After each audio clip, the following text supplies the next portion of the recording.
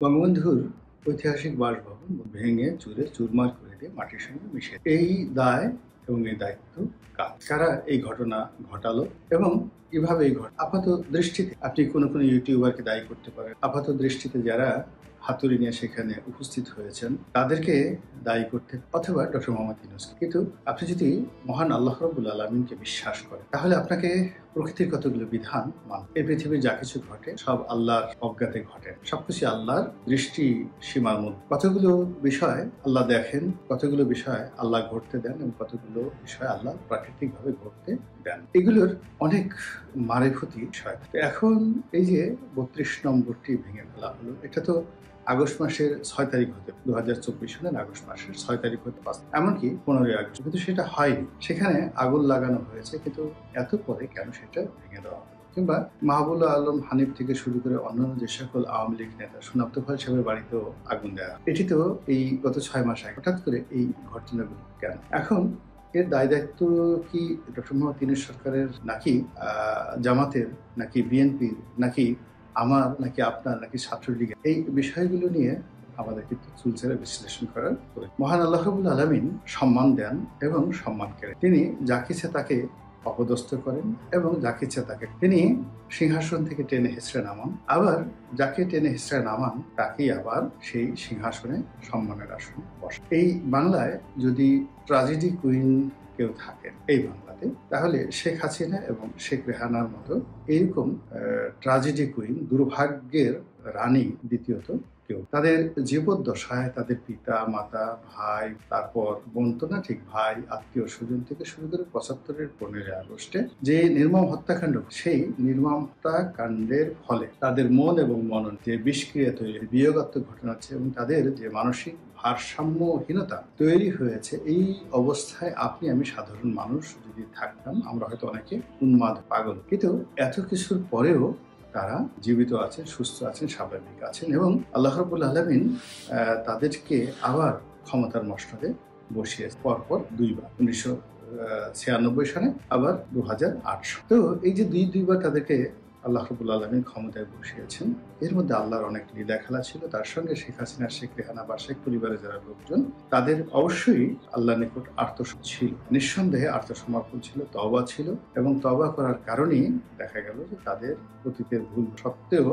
আল্লাহ রাব্বুল আলামিন আবার তাদের, তো ২০০৯ থেকে ২০১২ পর্যন্ত তারা মোটামুটি নিয়ন্ত্রণে এবং বাংলাদেশের ডাল ভাত যারা খেয়েছে তাদের মধ্যে করেই চলেছে। কিন্তু ২০১৪ সনের পর দেশি এবং বিদেশি বিভিন্ন চক্রের কবলে পড়ে হোক, তারপরে সিন্ডিকেটের কারণে হোক, নিজেদের মধ্যে জিদ, উষ্মা, এ সকল কারণে হোক, বা রাজনীতির উচ্চালের কারণে হোক, তারা অনেকগুলো মানবতা বিরোধী কর্ম, আপনি ধরুন যে গুমগুলো যে পরিবারে, সেটা ১০০০ বলেন, এর প্রতিটি পরিবারে তারা দারুল হাবিয়ার একটা পরিবার, ওই পরিবারগুলোর যে কান্না, সেই কান্না যাকে বলা হয় আরো আজিম পর্যন্ত পৌঁছে গেছে। দ্বিতীয়ত তারা তিনটি নির্বাচন, এখন এই তিনটি নির্বাচন, জাতীয় নির্বাচন, তার সঙ্গে সঙ্গে ইউনিয়ন পরিষদ নির্বাচন, তারপর উপজেলা নির্বাচন। এখন আল্লাহ রাব্বুল আলামিন ধরুন আমার নির্বাচনী এলাকাতে আমাকে একটা আমাকে ভালোবাসেন এরকম লক্ষ লক্ষ লোক রয়েছে।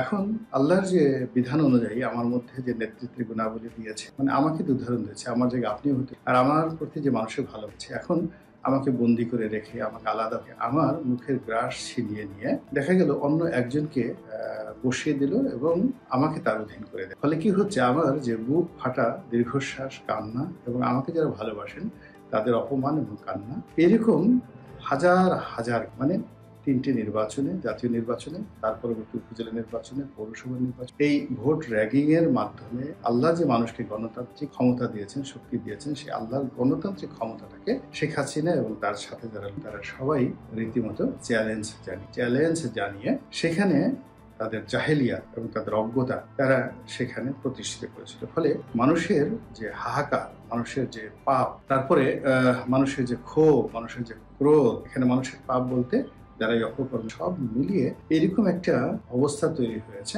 সেই অবস্থার ফলে কি হলো, জুলাই মাসের বিপ্লব আর আগস্ট মাসের সেই শেখ হাসিনার বাংলাদেশ ত্যাগ করে ভারতের, এই পুরো বিষয়টি ঘটেছে।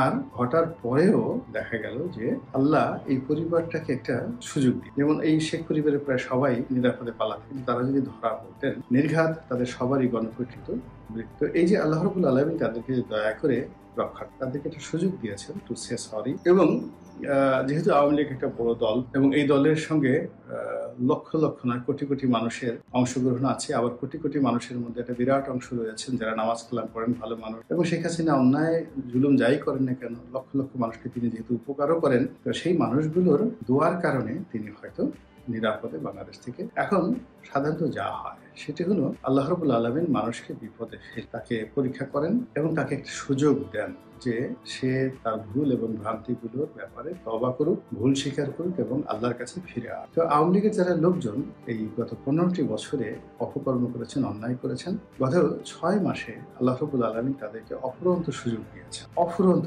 সেই সুযোগকে গ্রহণ করে তারা তওবা করতে পারত, আল্লাহর কাছে ক্ষমা চাই, জাতির কাছে বিনয়ী হতে পারত, ক্ষমা চাইতে পারত এবং একটি পরিশুদ্ধ রাজনীতি করার জন্য তারা সুযোগ খুঁজতে পারত। কিন্তু সেটি না করে তারা সবসময়ই জনগণকে প্রভোগ করেছে, জনগণকে উত্তেজিত করেছে। এই আজ ঢুকে পড়বো, কাল ঢুকে পড়বো, আমরা কোনো অন্যায় করিনি, এই দেশ আমরা তৈরি করেছি, এই দেশে যা কিছু কল্যাণ আমরাই করেছি, ইত্যাদি ইত্যাদি নানা রকম কথাবার্তা বলে তারা এরকম একটা অবস্থা তৈরি করেছে যা কিনা সাধারণ মানুষের ভীষণ রকমের। আমি কয়েকদিন আগে তৃতীয় মাত্রাতে একটা টক, তো সেখানে খুব স্পষ্টভাবেই মুস্তাফিজুর জিল্লুর রহমান, তার প্রশ্ন ছিল যে আওয়ামী লীগ খুব দ্রুত ক্ষমতায় ফিরে আসবে। আমি বললাম যে কোনো অবস্থাতেই সম্ভব। এর কারণ হলো আমরা ডক্টর মোহাম্মদ ইউনূসের ব্যাপারে খুবই বিরক্ত, সমন্বয়কদের ব্যাপারেও বিরক্ত, কিন্তু এর বিনিময়ে আমরা আবার আওয়ামী লীগের শাসনে ফিরে যাব, এরকম অবস্থায় কিন্তু সাধারণ জনগণ চাচ্ছে না, আওয়ামী লীগের লোকজন চাচ্ছে। দ্বিতীয়ত, আওয়ামী লীগকে যদি এই মুহূর্তে রাজনীতিতে আসতে হয় সেক্ষেত্রে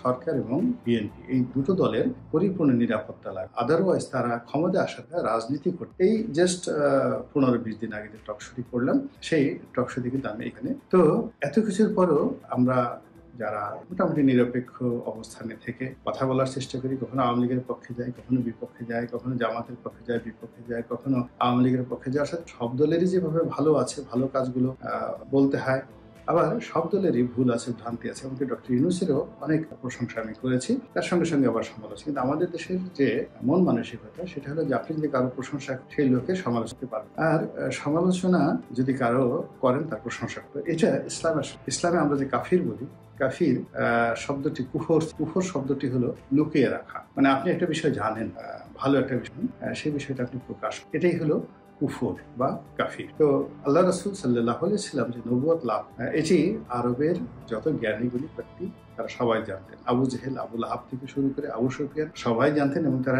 নিজেরা এই বিষয়গুলো নিয়ে আলাপ আলোচনা করত। কিন্তু নেতৃত্ব চলে যাবে বা লোকজন কি বল, এই ভয়ে তারা কোনো অবস্থাতেই আল্লাহ রাসূলের যে নবুয়ত এটা এই যে মেনে নিতেন না, জানা সত্ত্বেও।